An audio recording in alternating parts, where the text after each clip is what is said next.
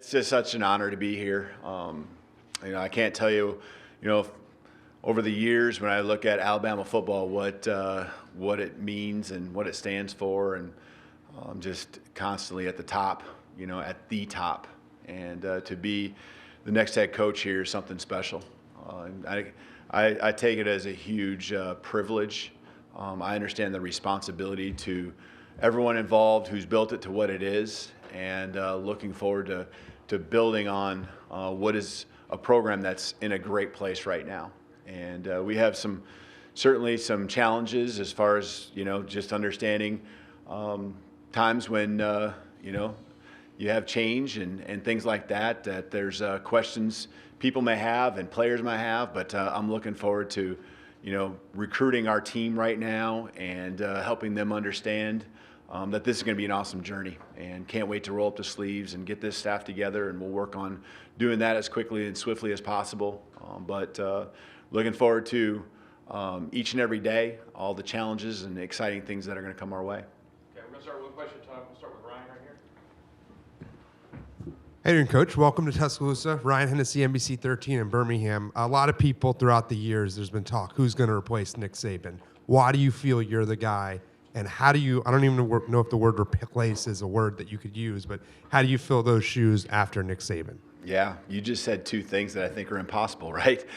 Filling his shoes. It is impossible. And I say that humbly. But I'm going to say this, I believe in what I can do as far as continue to take places that are in a good spot and building on what is already here. I think there's a piece where you have to have a confidence in yourself because there will be things that are second guessed when there's so much continuity that's happened for so many years at such a high level. It's awesome, right? But who doesn't want to be a part of, if you're truly a competitor, part of that ultimate top end goal of being at the top, being the best. And so, I don't expect to fill Coach Saban's shoes exactly how he did it. But I know that there's an expectation, and I know it can help our program together reach the same goals that have been set forth with championships, doing it in a way that's done with class, done with integrity, as we build better men. Go right here with Larry. Hi, Coach. Welcome to Tuscaloosa. Ariel Schaefer, CBS 42 News. It's been one heck of a week for you, I would say. Monday, national championship game, now to here. Moving forward, though, in a perfect world, what does your next 90 days look like, especially when you're talking to players, but even building a staff? Yeah, it has been emotional. Today, I can't even tell you what day. It's Saturday, okay? I'll be honest, I didn't know what day it was.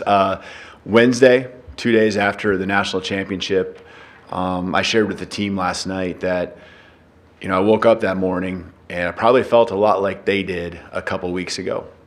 An ache in your heart, just that pain, and just knowing that you've come so close, and decided you got to pick yourself up, and if you want to truly be a champion, you got to go sometimes through these hard moments because it's what's going to make you better. Less than about 24 hours later, all of a sudden, there's a new challenge and a different type of excitement, that seemed to be brewing. And it has been emotional because now I'm at a different place with different people. And I went from literally meeting with one group of players who are also in an emotional place, whether it be because they lost in a national championship or what just happened with me coming here, and wondering with the staff what's going to happen and the program there at UW.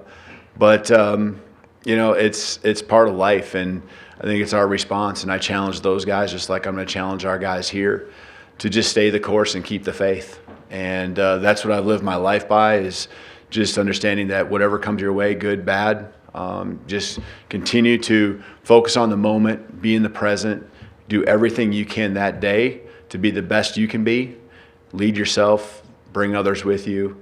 And, whenever you're surrounded by great people, whenever you're surrounded by great people, more than likely good things are going to happen. As far as the next 90 days, I think even just more specifically, the next couple days, it's putting a staff around these guys because they do want to know. And there's some pieces. I always am a believer that you build around your coordinators. I sat as an assistant coach in a meeting room too many hours to not truly understand that a coordinator needs to have his people as best as possible. There's some people I'm going to bring up, but I want that stamp of approval from the coordinator that this is a group that they can thrive working with. And so we'll be doing that quickly because our guys want to know, and every hour that goes by is somewhat agonizing to them. And so we'll work on that, getting a staff in place. I'm not saying we'll have every position in place, but we'll have a pretty good start on it. And I will continue to meet with the players and build the relationships. There's a lot of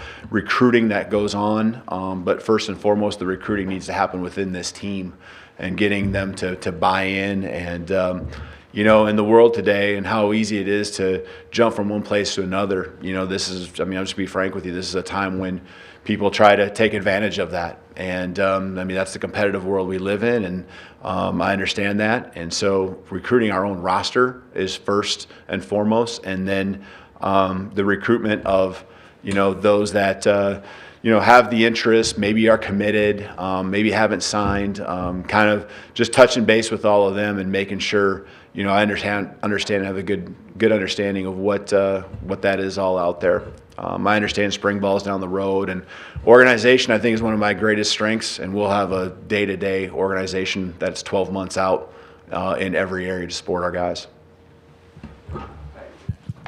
Coach, Emily Grace McWhorter from the Next Round. We are so excited that you're here in Alabama. As you stand inside Bryant Denny, what would you say to your 18 to 20-year-old self playing wide receiver at Sioux Falls?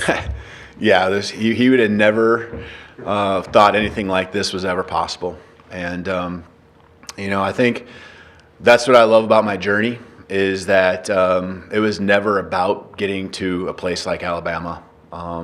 It's always been about enjoying the moment and just loving football, loving the pureness of the game, loving being a teammate. And so if I went back to those days, it would have never been in my mind. Coaching, I think, is something I knew I wanted to do. And I loved high school coaching. I did it for 2 years. I thought I saw myself doing that forever. I got sucked into the college football world, and here we are. But, it's just special. It means a lot that people entrust me with the players, their lives. Like Greg said it, I hope that parents are seeing myself and this staff as people who they want their sons to play for, because that's the way I look at it. If you saw, my daughter's 18 and going to be going to college next year, and I think when you have kids of your own, you have a perspective that is kind of focused on all of that, and I can't wait to provide an environment where these guys are having one of the greatest times of their lives. Hello, Coach. Pat Duggins, Alabama Public Radio and NPR. Welcome to Tuscaloosa. Everybody in the room here knows that it took Coach Saban a couple of seasons to come up to speed before he started, winning championships and such. I've spoken to students, and these are young people, mind you, who say they're going to give you 3 games. Yeah. Can you talk about that pressure and dealing with it? I got 3. Okay, I was making sure I had that many. Here's the thing. I'm going to ask our guys to bring their best energy, attitude, and effort. I'm going to ask my staff to bring their best energy, attitude, and effort. I'm going to ask myself, and I hope that's what they ask of me, and that's all they're asking me. We bring our best energy, attitude, and effort. We got to work. We got to be smart. We got to have very skilled people, whether it's players, whether it's staff. We got to have people that are relentless. We got to have people that are driven. Driven is deeper than being motivated. Something that's deep within. I understand that there's a piece to, and I'm all about winning. I'm never going to shy away from it. One of our main slogans, we call it a maxim, is winners win because that's what winners do. And we're not going to shy away from winning and the importance of that. But we're going to focus on the process. We're going to focus on those things. And when we have the foundation that we have and we have the right people, we understand there's going to be tough times. There was tough times this last year, and we got through it. They got through it because they focused on not winning, but focused on the process. I believe that. I know how Coach Saban is, and I've already heard from the players on how they regrouped. Asked them some questions specifically about that.